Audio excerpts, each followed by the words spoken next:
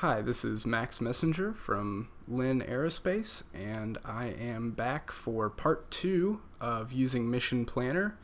In this video, we're going to get into a little bit more advanced mission planning, and this is where we will start to get into plans that will actually be useful to you in mapping, surveying, patrolling areas, that sort of thing. So specifically, we're going to talk about takeoff, landing, creating mapping grids, and then saving and loading flight plans once we have created them. So you can see that up here in the window, I still have the same flight plan from part 1. And what we're going to do is we're going to add a takeoff and landing point in here so that we could actually fly this flight plan all in auto. So first of all, I will right click and click takeoff. And that's going to create a takeoff waypoint. It's going to ask us for a takeoff altitude. What this value is the altitude at which the takeoff waypoint is considered complete. So if we were to leave this at 10, the plane would reach 10 meters above the ground and it would start flying to waypoint 1. The important thing is that this altitude be high enough that we are clear of any terrain or trees before the aircraft starts to turn. So if you're taking off from a relatively tight area surrounded by trees, you want this value to be well above any of those trees. I typically set it to 60 just to be safe so that we're well above anything. We can turn freely without any terrain worries. You could set this higher, but the problem with that is that the climb during takeoff is quite inefficient. So if you set this to something like 150, your takeoff will take you all the way to your cruising altitude, but it will do so very steeply and burn quite a lot of your available battery getting there. So we'll click OK, and we'll enter a takeoff pitch. For orchestral aircraft, I typically use 25 to 30 degrees here. So that is the maximum pitch of the aircraft during takeoff. So once the aircraft reaches cruise speed, it will climb at this angle. So with our launch system, it is going to be at cruise speed pretty much right at the end of the rails. So once the motor kicks on, it's going to nose up to this pitch and climb to the takeoff altitude at this pitch. So 25 degrees works well for us. If you have some obstacles that you need to clear, 30 may work better for you. 35 can even work, although again, the steeper this is, the less efficient your climb is going to be. So we'll click OK, and now we see down here at the bottom we have takeoff, pitch angle. Our headings up at the top of these columns has changed. So this is changed to pitch angle, which is 25. You'll notice that in the what are normally the latitude and longitude columns, we have zeros.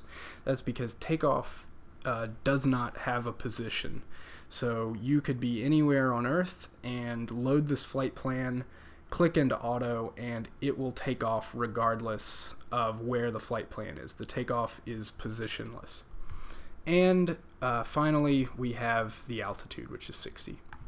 The only problem with this is that it is all the way at the bottom of our flight plan.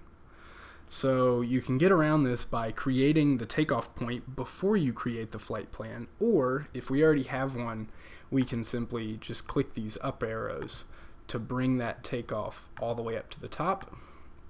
And you will notice that it is waypoint 1, and what formerly was waypoint 1 is now waypoint 2. So what will happen is we will launch the aircraft from near home. It will reach 60 meters, and then once it reaches 60 meters, it will turn toward waypoint 2, reach that waypoint, and continue around the flight plan. Now, we need to get it back down on the ground. So We can just right click where we want it to land and click on land, and we get this landing waypoint with position and an altitude. And what would happen here is that the plane would reach waypoint 7, it would turn around, fly along this line, and land right here. The problem with that is that I don't necessarily want to land in a straight line with the final waypoint. This is sort of landing us in toward our parking lot and the trees, and we don't really want to do that. If we overshoot or undershoot, we are not going to be on the runway. So I can delete waypoint 8, and before I create a takeoff, I will create an approach path. So what we'll do is we will create a series of waypoints which will bring us around and put us on a nice approach to a landing here along the runway. So you can see, if we zoom in, we have these two waypoints, or waypoint 10 and waypoint 11 down here. And then right around in here somewhere, we can click land. So now we reach waypoint 7, we turn left, we come around this circuit, and we land down here. Now it's important to note that you want to land into the wind. So if the wind is coming from this direction, we don't want to land this way. We would want to make that circuit go around the other way and land toward the northwest. Landing in a crosswind is okay. Landing downwind is never okay. I do not recommend that. These aircraft fly pretty fast, even in no wind. So it's definitely not helpful to try to land downwind. The final thing that we need to do with this flight plan to make it work is change the altitudes of this approach path, because we want it to slowly step down toward the ground as it is approaching the landing point. And usually I do this going backwards. So we have our landing waypoint right here, and I'm going to change waypoint 11 to 15 meters. So waypoint 11 is right here. It will be at 15 meters, and then it will cut the motor off and glide down to land over here. And then we really just want to go back and keep these descents relatively small. So if we make this 35, we get a fairly shallow descent to waypoint 14, or waypoint 11, excuse me. And we will just continue that back out all the way to waypoint 8, which will probably be about 90. And so yeah, we can see here we have a descent from 150 to 90, which is nice and gentle. Then we descend to 65, to 11, or to 35, then to 15 meters, and then we have our landing point here at 1. So this flight plan is ready to go. If we were to load this up to an aircraft and put that aircraft in auto and launch it, it would fly this flight plan and come back and land.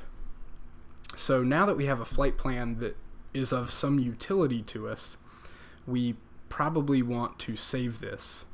So you may have flight plans that you use frequently, that you want to use repeatedly, or you may have flight plans that put you on an approach path. So you may, and we'll talk about this later, want to make a flight plan that is just an approach and landing for a flying site that you use frequently. That way you don't have to make an approach pattern every time. You can just load the approach.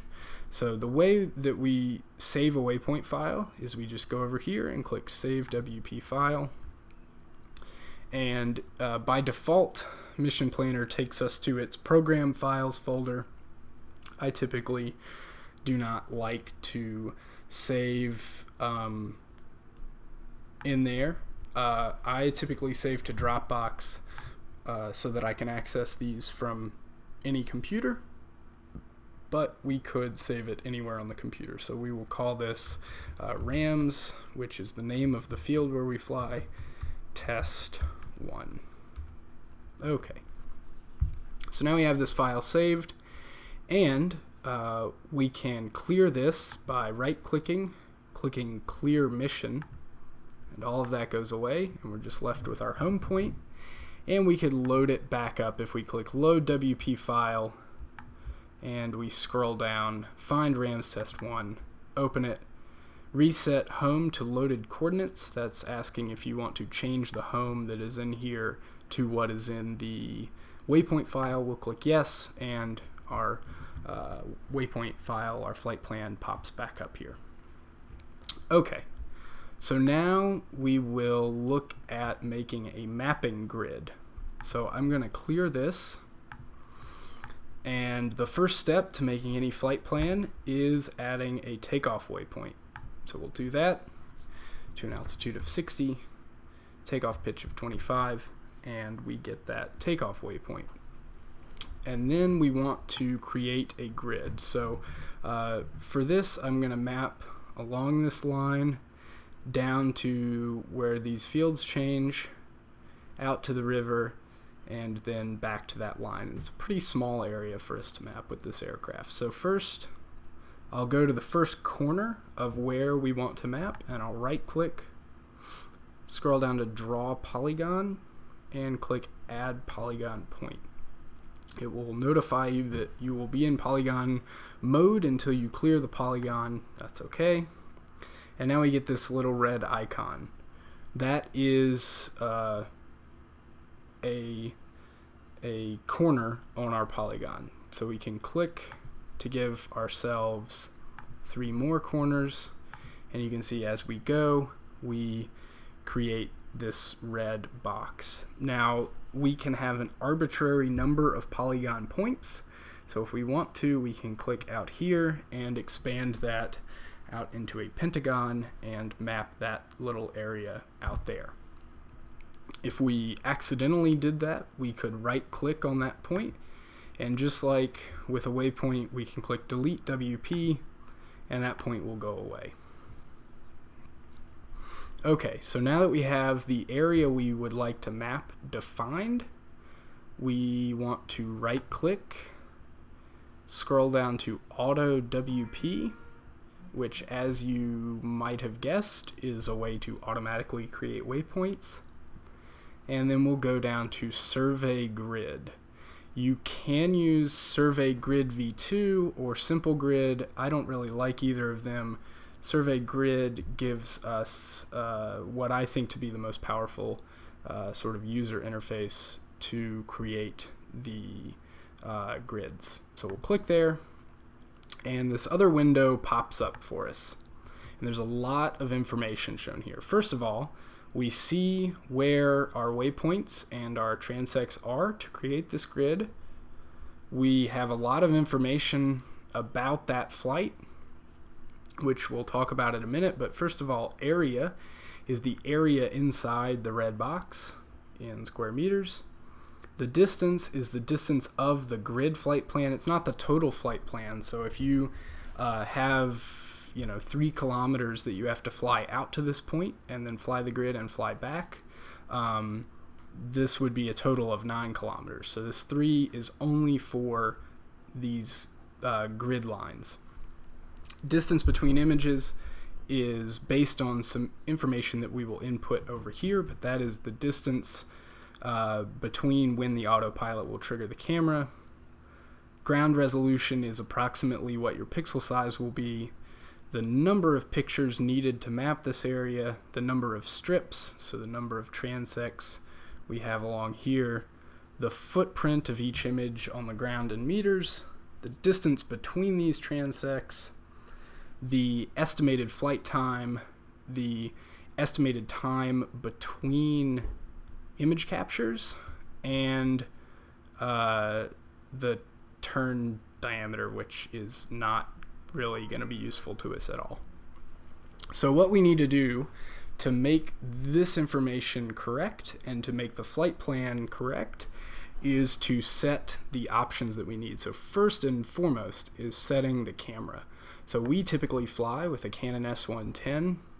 You may fly with an SX260, or with an X5 you might fly with a couple different lenses.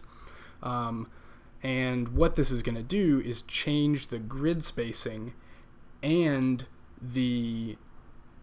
it's going to change the spacing between the lines and the spacing between the images, because these different cameras are going to have different image footprints at this altitude. So if we click 16 millimeter, you can see that we need more lines. We added a 7th line to cover this area because the image footprint of the Nex 5 with the 16 millimeter lens is smaller than the Canon S110 at the same altitude. So now we want to set the altitude to what we need in order to get the desired ground resolution. So for most purposes, 5.5 centimeters is more than enough. If you want better quality, you can change this to 100. The trade-off, we get quite a bit better resolution, but we have to fly quite a few more lines in order to cover that, because we have to maintain sufficient overlap in the images between these lines so that we can process these images into something useful later. So I would say fly as high as you can while getting the imagery you need. Never fly lower than you need to, because you're just going to expend more energy to map the same area. The angle is automatically calculated by the algorithm that's creating this grid, and it is placing these lines along the longest axis of the polygon. If we don't like this direction, maybe we have a very strong wind coming out of the northwest, then we don't want to fly parallel with the wind. The reason being is that when we're flying upwind, we will fly very slow, which is not really a problem, but when we fly downwind, the aircraft is going to fly much faster than normal. The ground speed, the airspeed will remain the same, but because your ground speed is your airspeed plus the wind speed, if you're flying downwind in a strong wind, your ground speed could be too high, and you will actually fly faster than the camera can take images. So let's say we have a strong wind out of the northwest. We can change this by 90 degrees, and now we're flying perpendicular to the wind. So we're gonna fly slower along all of these lines, but our speed will be consistent regardless of which direction in the grid we're flying. Camera top facing forward is important. For the Kestrel aircraft, the camera top is not facing forward, so we don't want this checked. If you're flying something like a Skywalker X8, we typically mount the camera top facing forward in those. So if you're flying one of those, you want to check this box, and that's actually nice because it allows you to have fewer lines, but because the short axis of your images is now flying along transect, you have to take images more frequently. So if you look right here to photo every number of seconds, when I uncheck this, that number of seconds goes up quite a bit. And then finally, we want to change our flying speed. This actually isn't going to change anything about how the grid or the aircraft behaves. It's just going to make this information more accurate. So I'm going to set this to 18, which is our cruise speed for the Kestrel in meters per second. And now we see that we need to take, if we're flying at 18 meters per second, we need to take a photo every 2.44 seconds. And the flight time for this grid will only be 3 minutes and 48 seconds, which, like I said, is a very, very short flight for us. Okay, a few other things we can do. We can go to grid options. Overlap and side lap are important to have set correctly so that Structure for Motion software can work with this. 80% and 60% respectively are good values for this. Start from is where the first waypoint will be. In this case, we have it set to home, and you can see that waypoint 1 is right beside where the home point is. We could change this to top left, and now we're starting up here and ending down here. This can be useful in sort of making the most efficient flight plans, because you'll notice if we start from home, we fly 1, 2, 3, 4, 5, 6, and then we have to transit back across this area to get to waypoint 7, so it's not the most efficient flight plan to do that.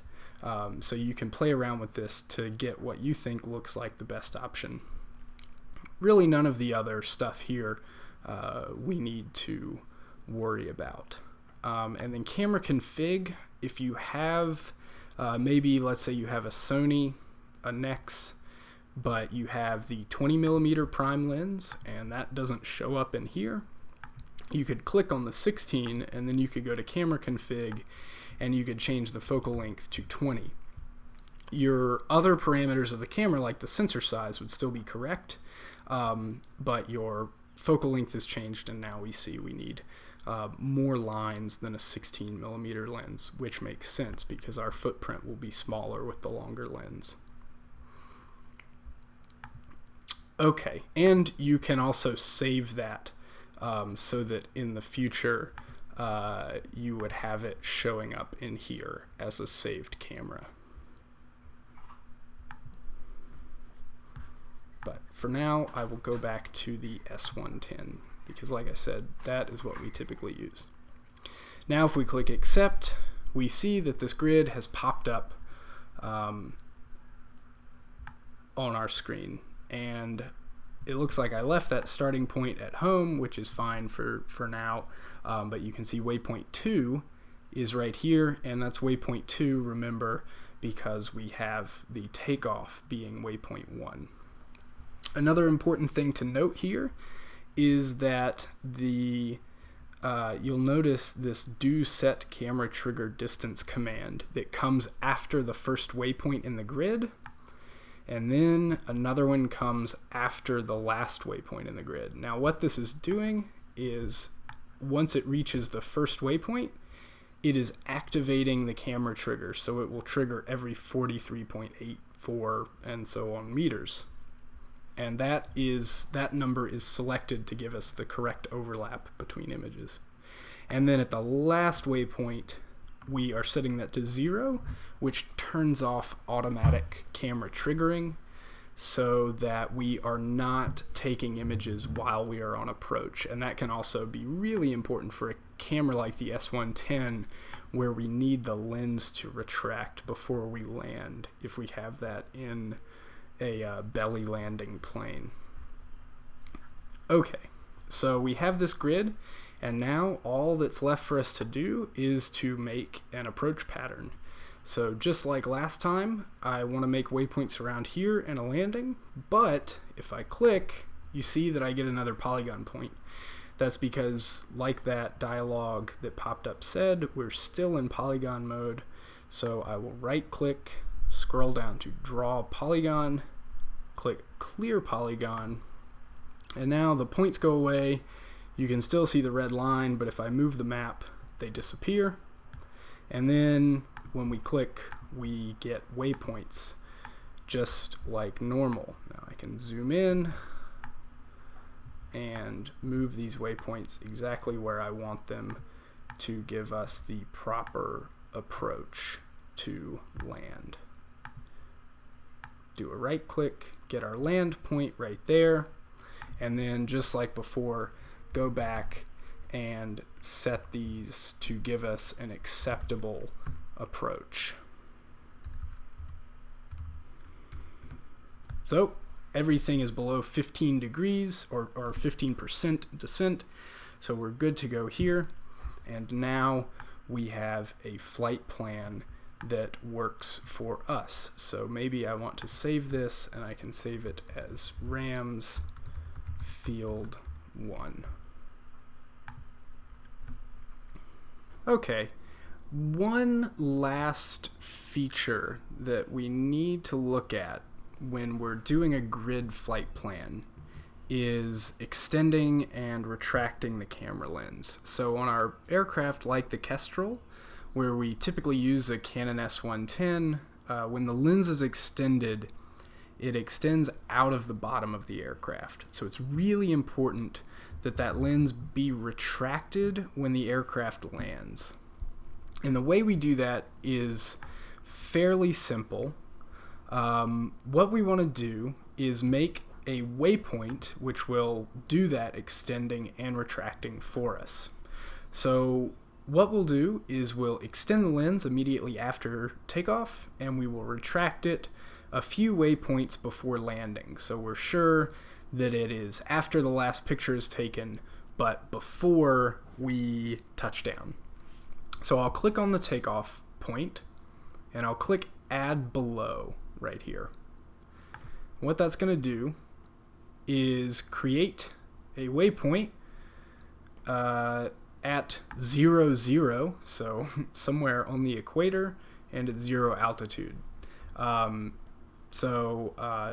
We don't want that, but what we do want is to change this waypoint drop-down box, and Mission Planner gets a little bit slow when we make that waypoint at 0, 0. It doesn't really like that.